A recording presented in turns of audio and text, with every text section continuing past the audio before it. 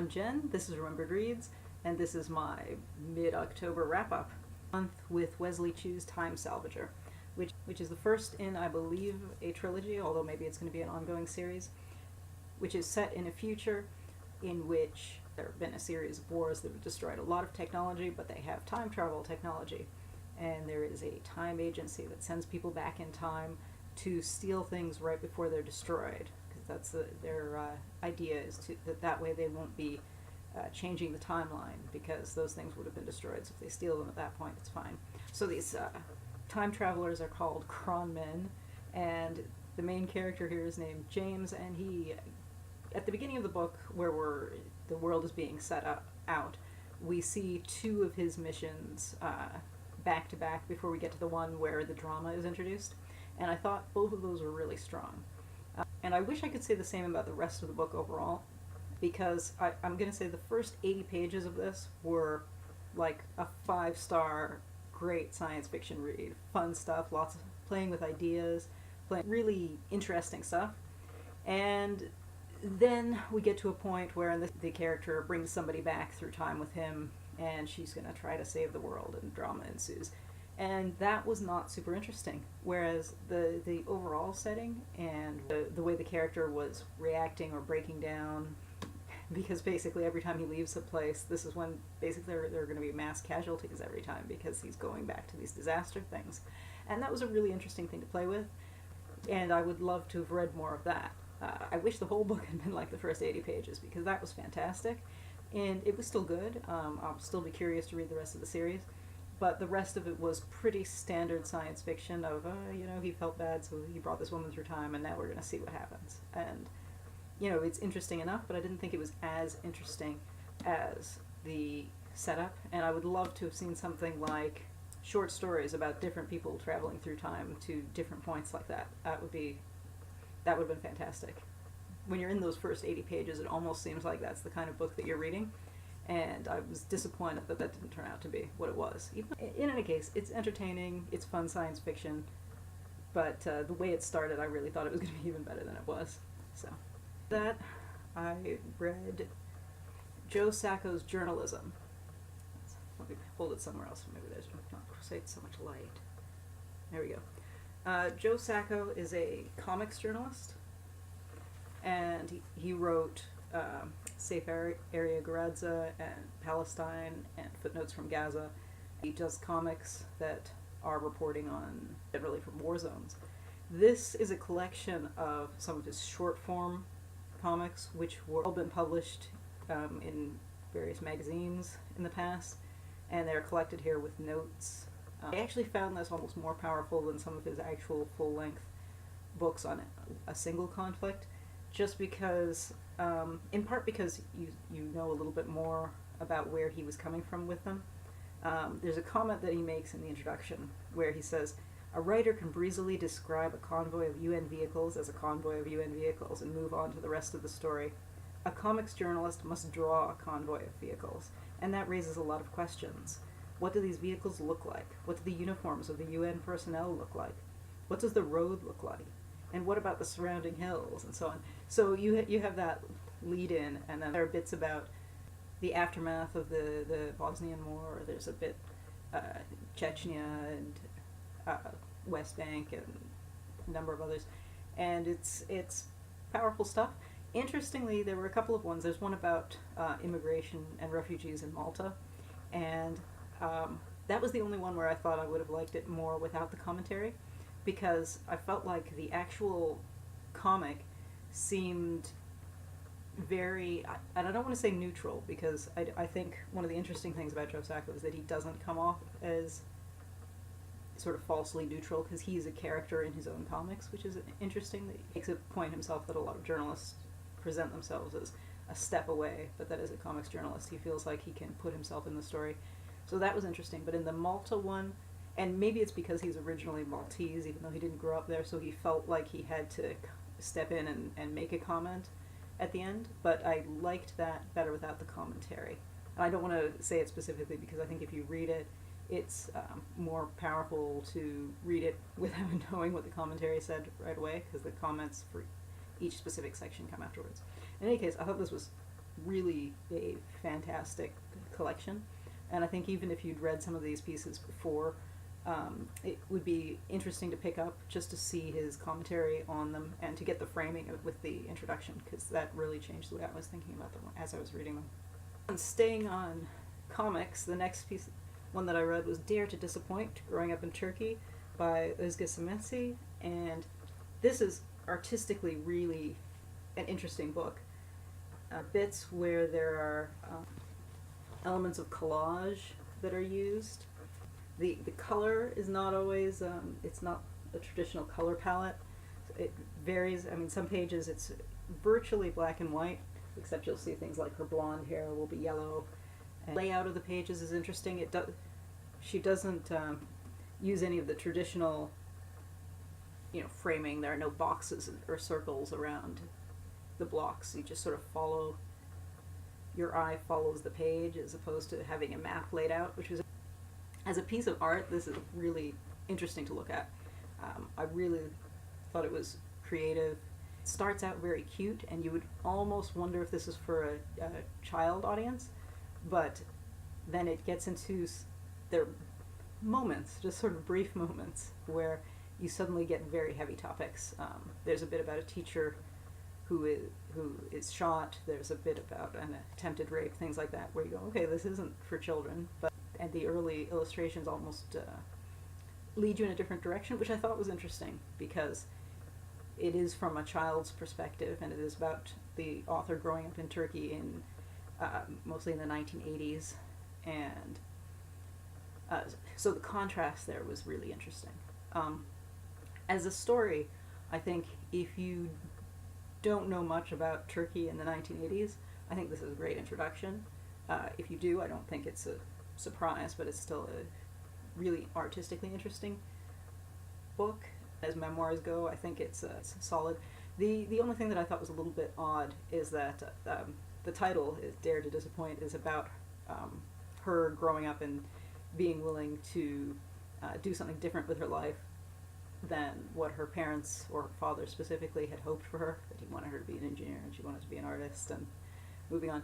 But it was a little funny to me because the story itself stops pretty much when she gets to that point, which is fine, because I think it's really about the growing up, but because of the title you almost expect it to go forward, and you almost wonder if then the author blurb about her currently being an artist in Chicago is part of the story, and maybe it is. A good read, but I think more interesting from an artistic perspective than a story perspective, unless you're looking at it for more of an educational slant, because then I think this is great too if you're looking for that kind of information. But either way, definitely worth the read, and I'm glad I picked that up. I was on Book Outlet looking at the scratch and dent section, and I found the Sellout, which is, again, the lighting is not great for seeing the cover there, which is one of the shortlisted books for the Man Booker Prize this year. It is a satire about a sort of young African-American guy from LA who has a slave and reinstituted segregation.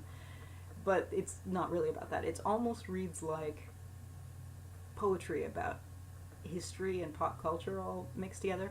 It reminded me a little bit of Marlene Van Niekerk's Triumph, in that you read it and you're kind of shocked, but you're amused at the same time. And I'm not generally a huge fan of satire. I tend to think a lot of it comes off as authors being kind of self-congratulatory, but this was not like that.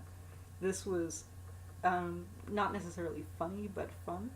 A lot of the cultural references in it are very specific, so I think there were a lot that, I'm not from LA, I've only lived in the United States for 3 years, so I was missing references, but you knew where they were and where they were going, because there's a pattern to the way things are written. So that, for example, things are laid out in fours a lot of the time. So there's a bit where, he's talking about being a farmer and separation, because he's talking about the segregation bits. So he says, I am not Rudolf Hess, P.W. Botha, Capitol Records, or present-day U.S. of A. And you get it because it's like serious reference, funny reference, slightly more biting reference. And that comes up every chapter, a few times every chapter, and it's always the four. So that even if you miss one reference, that's one of the serious references, that's the funny reference, that's the, and so on. So I liked that. It was, because that way you could keep going. You felt, so that even though you might not be the complete target audience for understanding the material or the joke, it carries you along with it. Because I found this to be super readable, and it took like a day to read this. It was not what I expected, given a lot of the reviews that I'd seen, which led me to believe that it was much more serious and much less accessible than it was. This is one of these stacks that when you show people who don't know what it is, they're like, did you read all of that in 2 days? Yes, but it's manga, so it doesn't, each book takes half an hour to read. This is A Silent Voice. Let me pull up some of the covers here. Which is, volume 1 is about a boy who is bullying a deaf girl in middle school, and the rest of the series is about him as in his late teens trying to make up for that fact and sort of befriending her and making other friends. And it's an interesting series. It's engaging. I got the first 2 at a deep discount, and I did go and buy the rest of them the next week because I was curious to see how this was all going to turn out. The 7th volume is the final one. There was a lot of hype about this, and some of it I think is warranted, but it's a little bit overhyped at the same time, I think. There are some interesting things that are done surrounding the depiction of the inability to hear. There's a bit where, from the girl's perspective, and the representation of her lip reading is shown as half of each line in the word bubbles are erased, so you can only see half of the line. It was interesting to contrast this with Matt Fraction's run on Hawkeye, because he had a couple of issues that had, sort of question marks and tried to represent hearing loss in a slightly different way. So I liked seeing that comparison to that. There's also some really dynamic art surrounding sign language, which was nice. The girl is almost not a character. We're inside the ex-bully's mind for basically all but one volume of this. And so we constantly know what he's thinking and where he's coming from. And whereas a lot of her actions are completely inexplicable. So she almost becomes less of a character and more of a catalyst for other things to happen around her. And there are a few points where characters will comment on it, so the author must have been aware that that was going on, because at a meta level there's acknowledgement of that, but at a character level she never feels like a real character, which I think is really too bad, especially given the overall themes of the book. And that said, it's fun, and there are some interesting choices in terms of the way hearing is presented. So I'm not disappointed that I read it, but it didn't quite live up to the hype. It's kind of a different topic. I read For Joshua by Richard Wagamese. It's a memoir that he wrote, in the framing devices that he's telling his son about his life. It's interesting, in part because whenever you read a memoir from someone who's written a lot of novels that seem to be inspired by real life, you can sit there and go, okay, that's where that came from. And there is that. If you've read some of his early novels, you can see the inspiration behind some of that within his life. So it's about his personal experiences, but he also talks about not just how his struggles affected him as an individual, but how his struggles affected him in terms of Aboriginal identity, and in terms of class, and of having been adopted, and of sort of the marching tide of history and what that means. So there were a few points in this where I actually felt like I had too much personal information. And when you're reading a memoir, you sort of expect that. And I don't know if it's because I primarily read war memoirs and memoirs that are by either political or pop culture figures, so they tend to be focusing on different elements of their life, whereas this was so much more personal that I almost didn't know what to do with all the personal information. So that was interesting. Very personal, and it's almost an interesting balance on the side, because it's so personal, and at the same time there's a big societal message in there too. And finally, I picked up the first volume of the new 52 Swamp Thing, which is about the botanist Alec Holland becomes Swamp Thing. It's basically an origin story. I liked this a lot more than I liked some of the other new 52 books, and I think a big part of that is because I have very little experience reading Swamp Thing. When I've seen Swamp Thing, it's been shows up in the growing out of the bathtub in Hellblazer or something like that. So because of that, didn't have many expectations to be disappointed with whenever you see a new incarnation, because I think that's something I've complained about when I was talking about both the new Hellblazer and Stormwatch as well. Whereas this I thought was fun. It wasn't spectacular, it wasn't anything groundbreaking, but it was solid, but the art is solid. It's, yeah, it's a good story. Good but not great. I wouldn't have bought it if it wasn't discounted, but I'm not sorry that I did. So there we go. And that was the first half of October. There'll be one more before I can be back home and not have this camera. Yeah, now I'm gonna go see everybody else's updates. And that's it. Ciao.